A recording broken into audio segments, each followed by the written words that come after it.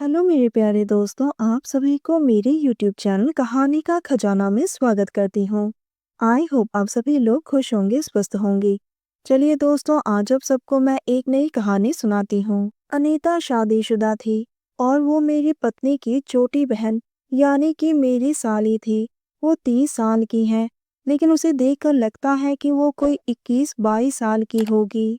गोरा रंग और उसकी लंबी बाल उसकी खूबसूरती को और बढ़ाती हैं। जब कमर मटकाती हुई चलती हैं तो दिल में आग से लग जाती हैं।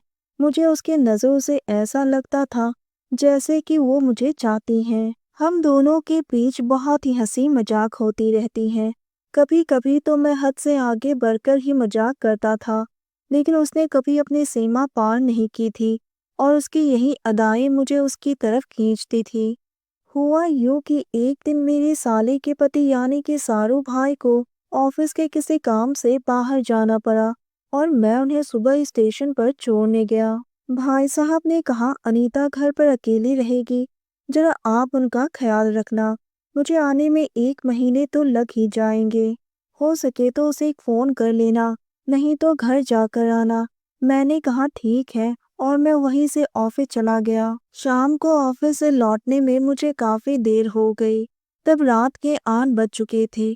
उसी वक्त पत्नी ने कहा कि मैंने अनीता को फोन किया था, लेकिन उसने फोन नहीं उठाया। आप जरा उनके घर जाकर आओ। मैंने कहा ठीक है, तुम्हें टेंशन लेने की जरूरत नहीं है, मैं अभी अनीता के घर होकर आता हूँ। मैंने शर्ट और जीन्स पहनी और कार लेकर उनके घर चल पड़ा। जब मैं वहां पहुंचा और मैंने आवाज दी, अनीता दरवाजा खोलो, कोई आवाज नहीं आई। फिर डोरबेल बजाया, तभी हल्की सी आवाज आई, जरा रुको मैं अभी आती हूँ। दोस्तों, चैनल पर नए आए हैं तो इस वीडियो को लाइक शेयर और सब्सक्राइब जरूर करें। थोड़ी देर में दरवाजा खुला। अनीता के बाल थोड़े बिखरे हुए उनके चेहरे पर आ रहे थे। उफ, क्या लग रही थी वो। मैंने कहा, क्या बात है अनीता, तुमने फोन क्यों बंद करके रखा है? उसने कहा, जीजा जी मैंने ध्यान ही नहीं दिया, शायद बैटरी लो हो गई थी, इसलिए अपने आप ही बंद हो गई। हम दोनों ने कुछ देर बात की। फिर अनीता ने कहा, आप थोड़ा बैठकर टीवी देखो, तब तक मैं आपके लिए चाय बनाकर लाती हूँ।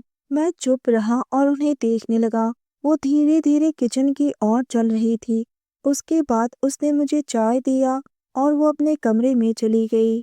चाय पीने के बाद मैं अपने आप को रोक नहीं सका और मैं अनीता के कमरे में चला गया। वो बिस्तर पर लेटी हुई थी।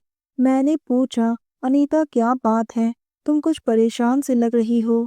जीजा जी, वो मेरी तबीयत थोड़ी ठीक नहीं लग रही है। मैंने जैसे ही अनीता के माथे पर हाथ रखा तो वो बुखार से तप रही थी। उसकी आंखें लाल हो गई। मैंने कहा, अनीता तुम्हें तो तेज बुखार है।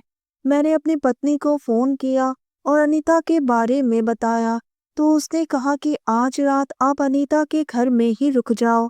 मैंने कहा ठीक है, जैसा तुम कहो। उसके बाद मैंने अनीता से कहा, मैं अभी भाई साहब को फोन करता हूँ। अनीता ने कहा, उन्हें फोन लगाने की जरूरत नहीं है, मैं मरूं या जीऊं उन्हें कोई फर्क नहीं पड़ता है। वो तो अपनी माशूका के साथ गोवा में अपनी मौज मस्ती करने गए हैं। लेकिन अनीता भाई साहब ने तो कहा था कि वो तो ऑफिस के काम से जा रहे हैं। जीजा जी, आपके भाई साहब बहुत ही रंगीन मिजाज के हैं। ये सब सुनकर मैं समझ गया कि अनीता और भाई साहब का रिश्ता ठीक नहीं चल रहा है।